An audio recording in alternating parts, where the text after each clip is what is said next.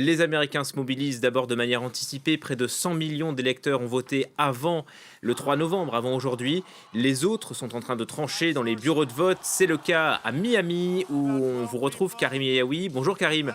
La Floride se prononce, les bureaux de vote sont Bonjour. ouverts. Les bureaux de vote sont ouverts en Floride, mais celui où nous sommes, eh bien, il n'y a pas énormément de monde, justement parce qu'il y a beaucoup d'habitants de cet État qui ont déjà voté par anticipation. Près de 9 millions d'électeurs se sont déjà exprimés. Alors, est-ce que ça suffit pour dire que les jeux sont faits? Les deux candidats espèrent remporter cet État très important. En tout cas, on a tout de même croisé quelques électeurs, notamment un électeur républicain qui expliquait que lui avait choisi de se déplacer, de venir voter parce qu'il avait peur des bidouillages.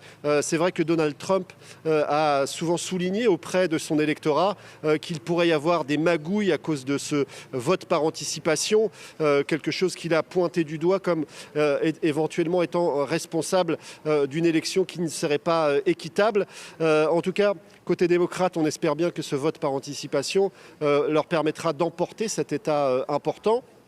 On a donc également croisé une démocrate, une observatrice qui était là pour regarder ce qui se passait dans ce bureau de vote de Miami et qui expliquait que ça ne se reproduira pas comme en 2000. En 2000, il y avait eu comptage et recomptage interminable qui avait vu finalement la victoire de George W. Bush face à Al Gore. La Cour suprême s'en était mêlée. Cette fois-ci, on ne se laissera pas faire, a expliqué cette démocrate qui a parlé d'un stress post-traumatique en évoquant cette élection de 2000, donc beaucoup d'enjeux ici en Floride. La Floride, Karim, faiseur de roi, c'était le cas en 2000, ça pourrait être le cas aujourd'hui. C'est l'un des états clés de l'élection, hein. C'est un État clé, c'est un État pivot et ce n'est sans doute pas un hasard si Donald Trump a mis autant de force dans la bataille. Il est revenu à plusieurs reprises dans cet État où il a voté, où il est résident fiscal, un État important pour lui. Il a tenté de séduire notamment la communauté hispanique qui représente près d'un quart de l'État de Floride.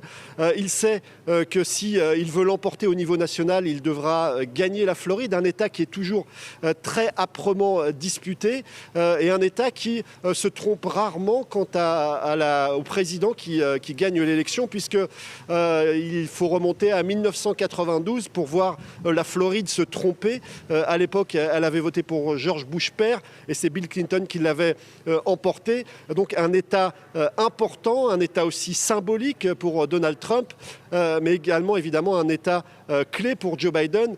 Kamala Harris était du côté de la Floride il n'y a pas longtemps. L'ancien président Barack Obama aussi a fait le déplacement.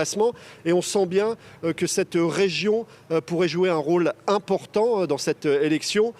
Beaucoup d'habitants ici en Floride espèrent que ne se rejouera pas ce qui s'est passé en 2000 et que les résultats seront suffisamment clairs et définitifs pour éviter une situation complexe. Il y a aussi un certain nombre de citoyens qui s'inquiètent d'éventuelles violences si les résultats n'étaient pas clairs et définitifs assez rapidement. Merci beaucoup.